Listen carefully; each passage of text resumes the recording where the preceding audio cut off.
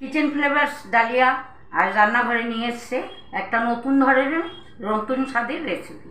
আর সোমবার আজকে আমার নিরামিষ রেসিপি তোমাদের দেখাতে চলেছি। কি দেখাবো তোমরা দেখতে থাকো। আজ আমি দেখাবো এঁচোড়ের কোপ্তা। এখানে এঁচোড় সিদ্ধ করে নেওয়া হয়েছে। অপশনাল হিসাবে আলুটা নিয়েছি, কারণ বাইন্ডিংটা ভালো হয় আলুটা দিয়ে মেখে নিলে। এটা নিয়েছি নিরামিষ মশলা যেটা লাগে, আদা, লঙ্কা, ধনে, জিরা, এর মধ্যে গরম মশলা আছে সব দিয়ে, আর কাজু আছে, চারমগজ, এ দিয়ে পেস্ট করে নিয়েছি। লাগবে হলো আমার বাইন্ডিং করার জন্য বেসন, কিছুটা চালের গুঁড়ো, এখানে লাল কাশ্মীরি লঙ্কার গুঁড়ো আছে, এমনি লঙ্কার গুঁড়ো আছে, হলুদ আছে, সব দিয়ে মাখবো। জিরা, তেজপাতা, গোটা গরম মশলা ফোড়ন, টক দই, রিফাইন তেল, সর্ষের তেল, সাথে ঘি আছে। এবার আমি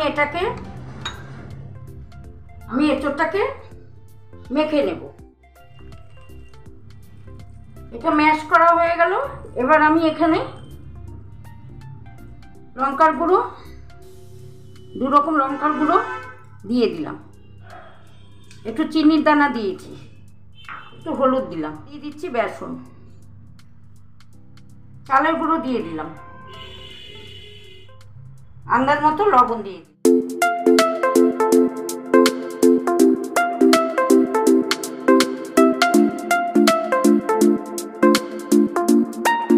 পুরো এঁচোড়টাকে আমি পুরো মেখে নিয়েছি হাতে। এবার আমি কড়াইতে সাদা তেল দিচ্ছি। কোপ্তাটা তৈরি করব বলে সাদা তেল দিচ্ছি।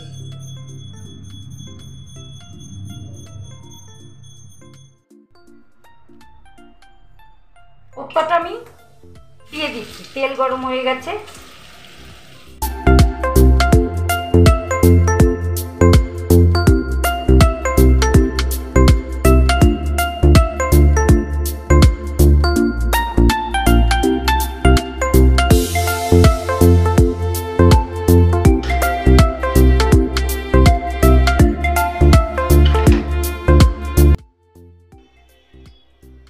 কোপ্তাটা তৈরি করা হয়ে গেছে। এখানে আমি গোটা জিরা আর গোটা গরম মশলা ফোড়ন দিয়ে দিলাম, দিয়ে দিচ্ছি দুটো তেজপাতা, দিয়ে দিচ্ছি মশলাটা,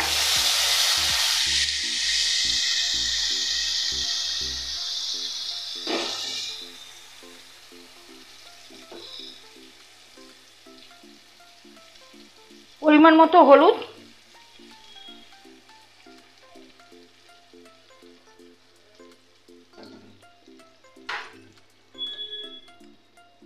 পরিমাণ মতো লবণ,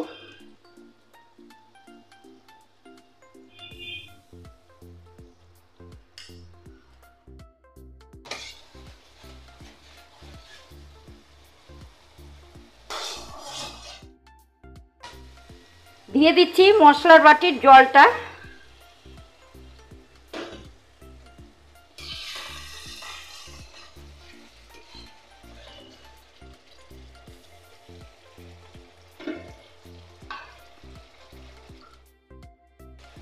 আর একটু জল, গরম জল কিন্তু করে রেখেছিলাম, দিয়ে দিচ্ছি।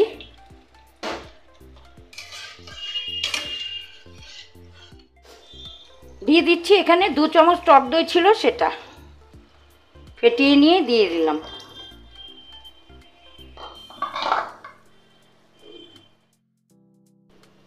এখন আমি কোপ্তাগুলো দিয়ে দেব।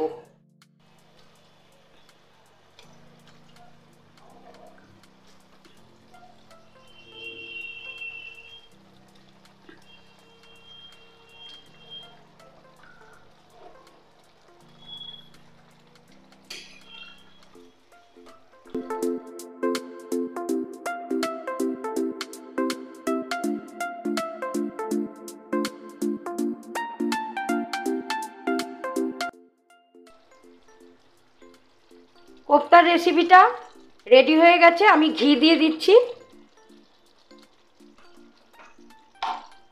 প্লেটিং করে আসছি।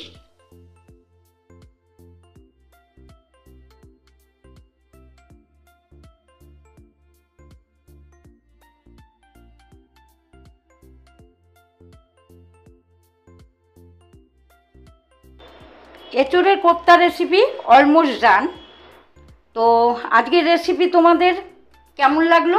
যদি ভালো লেগে থাকে তাহলে একটা লাইক করে দিও, কমেন্ট করো, শেয়ার করো, সাবস্ক্রাইব করো।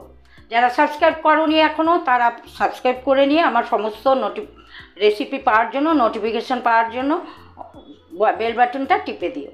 যাই হোক, তোমরা আমার পাশে এইভাবেই থাকবে, আমার রেসিপি চলতেই থাকবে। আর আমার রেসিপিগুলো ফুল ভিডিওটা প্রথম থেকে শেষ পর্যন্ত দেখবে, তারপর কমেন্ট করবে। সবসময় বলছি তোমাদের ভালো লাগার উপর আমার সমস্ত কিছু। আমি রেসিপি নিয়ে এইভাবে এগিয়ে যাব। তোমরা আমার চ্যানেলে সবসময় চোখ রাখবে আমার রেসিপি দেখার জন্য। আজকের রেসিপি এখানেই শেষ করছি। নেক্সট রেসিপির জন্য অপেক্ষা করো। সবাই ভালো থেকো, সুস্থ থেকো, সবাইকে ভালো রেখো। এই গরমে আবার কোনো রেসিপি নিয়ে আমি তোমাদের সামনে হাজির হব। আবার নতুন রেসিপির সাথে তোমাদের সাথে আমার দেখা হবে।